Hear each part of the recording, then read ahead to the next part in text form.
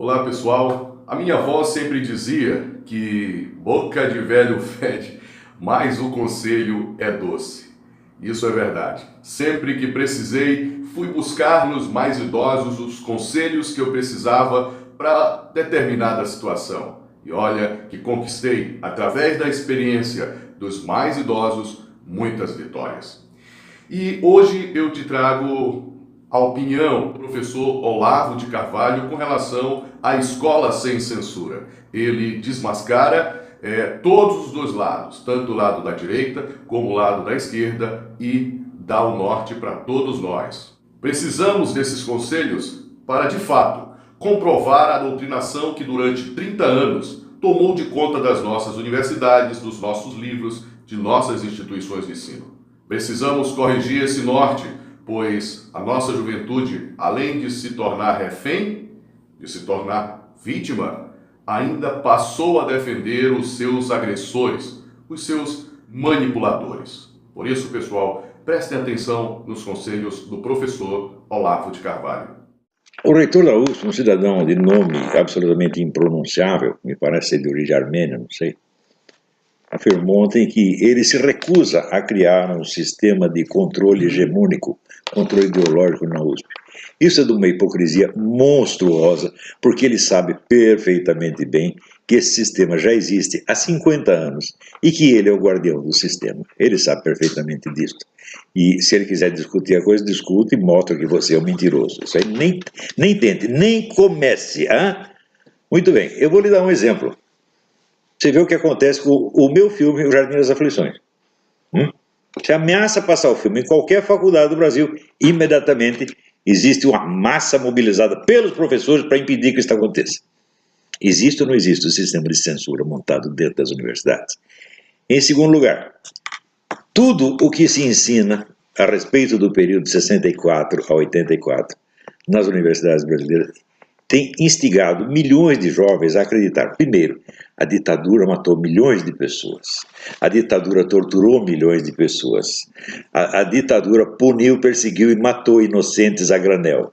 Quarto, a ditadura proibiu a livre circulação do pensamento. A ditadura suprimiu milhares de livros. E assim por diante. A juventude é educada para acreditar nestas bobagens, porque tudo isso é bobagem. Só que eles acreditam nisso piamente, porque somente esta versão é passada. Isso não é jamais sequer discutido. Né? Então, a existência do sistema hegemônico é um fato mais que comprovado. Agora, acontece o seguinte, nós não temos a comprovação científica. Nós temos os fatos materiais, noticiados aqui e ali, horas na imprensa, na internet, narrados por pessoas. Eu mesmo recebo dezenas de cartas de alunos, estudantes que se queixam dessas coisas. Né? Não só a existência do sistema hegemônico, mas do sistema de pressão, intimidação e censura. Todo mundo sabe disso. Só o seguinte, ninguém se preocupou em juntar este material e colocar a prova ordenada e científica de que existe este fenômeno, este imenso crime sendo praticado contra a verdade e contra a história brasileira e contra a inteligência da juventude brasileira há décadas. Ninguém se preocupou em fazer isso. O que aconteceu? Tão logo o pessoal direitista, conservador cristão tomou consciência de que existia o problema, decidiram a solução mágica, um projeto de lei. Ora, pelo amor de Deus. Não se lança um projeto de lei, tá certo? Para resolver um problema que a maioria nem conhece e que os maiores interessados vão negar que exista. Então, primeiro, tem que ter a discussão na esfera intelectual, que é simplesmente a investigação do fato e a organização da prova, sob forma científica, ou seja, um acúmulo de fatos não prova nada, só se você tiver o acúmulo dos fatos e a impugnação das hipóteses explicativas alternativas.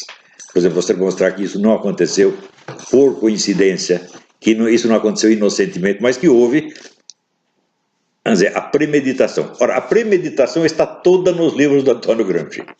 O que está sendo aplicado é exatamente o que o Antônio Gramsci disse para fazer. Então você tem aqui a teoria, né, a estratégia montada pelo Antônio Gramsci, e aqui você tem a série de fatos que demonstram a sua aplicação sistemática, onipresente e avassaladora. Então você tem a prova, e isso é um crime premeditado. Né? Mas primeiro precisa ter a prova. Ora, se não tem sequer a prova, o que adianta você dizer, vou fazer um projeto que vai grudar aqui um cartaz. Isso não vai dar absolutamente nada. Porque você está expondo esse cartaz a pessoas que já estão predispostas contra ele. Por quê? Se você, durante 50 anos, você ouve essa história de que a ditadura matou milhões de pessoas, a ditadura era nazista, a ditadura perseguia inocentes, a ditadura proibiu a livre discussão do pensamento, e o pessoal acredita nisso, então é evidente, qualquer sinal que você levante contra isso já é interpretado como um retorno da ditadura, e você cria uma situação de pânico. E então, aqueles mesmos que são os culpados da situação opressiva criada nas universidades, eles passam a posar de vítimas de uma perseguição. Quem foi que os ajudou a fazer? Foi você, turminha da Escola Sem Partido. Vocês não entendem coisa nenhuma de combate cultural. E eu, que estudo o assunto há 50 anos, tento lhes oferecer uma ajuda, uma orientação, e vocês passam por cima e insistem no erro. Agora, há mais de 2 anos atrás, eu disse, Escola Sem Partido não faz sentido. Em primeiro lugar, você exigir que um professor, toda vez que ele expõe a opinião dele, ele expor com igual preferência a opinião contrária, isso é exigir um absurdo. Se vocês querem saber, a turma comunista quis implantar isso aqui nos Estados Unidos no rádio. E os conservadores, justamente, com plena justiça, combateram. Falaram, eu quero ter o direito de eu expor a minha opinião sem ter que dar a opinião oposta. O portador da opinião oposta que a apresente se quiser. Então, o problema nas escolas brasileiras é o seguinte, é que a opinião oposta era proibida, era suprimida. Era, em primeiro lugar, suprimida, você nem precisava combater porque ela não existia. Ela foi suprimida dos livros, suprimida das aulas, ela não existia, ela não tinha o direito de existir. Isso durante 50 anos. Isso é muito mais do que censura, gente. Isso é a falsificação total da história, da sociedade, etc. Isso foi imposto a muitas gerações de alunos na escola secundária e nas universidades. E é claro que aqueles que fizeram isso, eles têm todos os motivos para se fingir de vítimas de perseguição e de censura ao primeiro sinal de que alguém reclama. Então, o que você tem que fazer? Em primeiro lugar, onde você tem que buscar adeptos, tá certo, de uma investigação e de medidas que corrijam esse mal? Você tem que procurar entre as vítimas, entre os estudantes, meu Deus do céu. Mas os estudantes, as próprias vítimas deste processo de controle ideológico, são as primeiras que o defendem, porque acreditam que a única alternativa a ele é a ditadura, é o regime policial, é a censura, etc. Eles foram levados a acreditar nisso. E vocês não sabem manipular essa situação, não sabem manejar essa situação. Eu, no começo, eu disse, não pode ser escola sem partido, o nome já tem que mudar, tem que ser escola sem censura. Porque o problema não é a opinião que o professor expressa, o problema é a opinião que ele suprime. Ele suprime primeiro assim, não menciona, aquilo não existe, não se discute. Se alguém levanta objeção, aí começa o boicote, começa a censura, começa vamos dizer, a discriminação. Então, esses casos de discriminação têm que ser documentados seriamente, com documentação juridicamente válida, e acumular o material. E aí, fazer o quê? O projeto de lei, não senhor, levantar uma discussão dentro das universidades. Aí sim. Então, o combate tem que ser, primeiro, na esfera intelectual, a prova puramente, vamos dizer, teórica da coisa. Segundo, passa para a esfera cultural, ou seja, a discussão, vamos dizer, mais ampla. Terceiro, passa para a esfera social, a conquista da opinião pública em geral.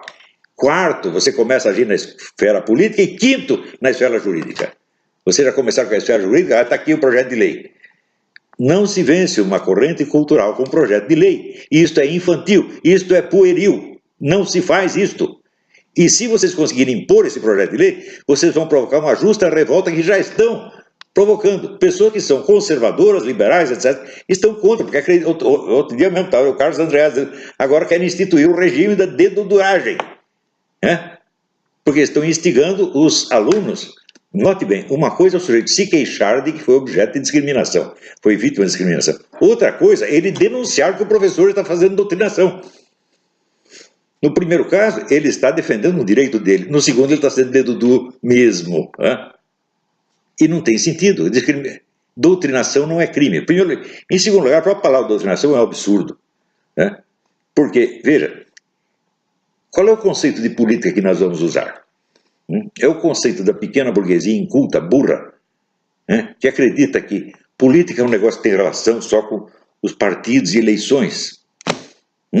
Ou vamos usar o conceito sociologicamente válido de que onde haja qualquer relação de poder há um elemento político. Isso é verdade sociologicamente. Isso é universalmente reconhecido. Eu sugiro que as pessoas leiam o livro do sociólogo Wright Mills, dos anos 60, chamado A Elite do Poder. Onde nos anos 60 ele pergunta quem manda nisso aqui, Estados Unidos. E ele vai pegando toda a estrutura de poder que começa, evidentemente, lá em Washington e vai terminar nos motéis e nas amantes dos políticos, passando pelos clubes, pela vizinhança, pelos jornais, pelo rádio, pela TV, pelo teatro, etc, etc. Então, ele entende o que é o fenômeno do poder e entende que é um fenômeno bem mais complexo do que o formalismo do Tribunal Superior Eleitoral. Agora, a nossa classe média não entende. E o pessoal que está fazendo a escola sem partido é exatamente a mentalidade formalística, juridicista de uma classe média inculta. Classe média que não entende, por exemplo, que o fenômeno da moda tem uma dimensão política, que a alimentação tem uma dimensão política, que as drogas têm uma dimensão política, e assim por diante. Então, querem, com o formalismo da lei, vencer uma corrente cultural que já existe há mais de 50 anos. E quando, veja, esse assunto do comunismo cessou de ser estudado até nas academias militares. O governo Sarney suprimiu a disciplina de guerra revolucionária, de maneira que 2 gerações de militares foram educados sem a cultura específica para lidar com esse problema. Todo mundo esqueceu isso aí. Eu não esqueci, eu continuei estudando durante 50 anos. E daí venho eu e dou conselho para essa juventude que está bem intencionada, querendo acabar com o problema. Mas eles acham que sabem, eles são orgulhosinhos. O que aconteceu? Agora o pessoal do PT lançou a campanha Escola Sem Censura, que eu sugeri a vocês, seus burros, 2 anos atrás. Então, vocês vão perder? E se vocês ganharem, vocês vão ganhar pela força, sem ter convencido ninguém, e vão criar ódio. Ódio não só a vocês, vão criar ódio, um ódio injusto ao governo Bolsonaro, e um ódio injusto a mim, porque muitos estão fazendo isso usando o meu nome. Então eu estou aqui desautorizando. Ou vocês mudam radicalmente essa estratégia do Escola Sem Partido, ou não contem com o meu apoio. Entenderam bem? Não contem comigo. Eu não só vou ficar contra, mas eu vou denunciar vocês, porque o que vocês estão querendo impor, vocês estão querendo medir o país pela sua incultura política, literária, artística, etc. Vocês não entendem nada de combate cultural porque não tem cultura. Este é o problema. Estão querendo impor a sua mentalidade estreita ao país inteiro. Vocês não têm o meu apoio. Vocês têm o apoio no intuito central e inicial da campanha, que é combater a manipulação de comportamento e o sistema hegemônico instalado nas escolas. Isso eu estou 100% a favor. Mas os meios pelos quais vocês estão fazendo isso, eu não apoio, não aprovo de maneira alguma. Entenderam bem? É isso aí. Tchau, pessoal. Professor Olavo de Carvalho, você está cientificamente e humanamente correto. Suas colocações são perfeitas, professor. Todavia, vamos considerar alguns fatos. Nós não seguimos a lógica científica da política, do marketing, de qualquer outra coisa. Observe a eleição do Jair Messias Bolsonaro. Contrariou todos os prognósticos, todos os livros de política, contrariou todos os políticos, todos os jornalistas, todos os intelectuais. Foram unânimes em dizer que Bolsonaro perderia a eleição. Por isso, professor, nós não lutamos com forças humanas, por isso fomos vitoriosos. A sua estratégia é perfeitamente compreensível e correta, mas isso no campo humano. E nós não vencemos no campo humano. Se nós lutássemos como eles estivessem lutando, fadadamente nós perderíamos as eleições. E graças ao Criador do Universo, o arquiteto, a Tupã, a Alá, ou verdadeiramente a Iau, nós vencemos essa eleição.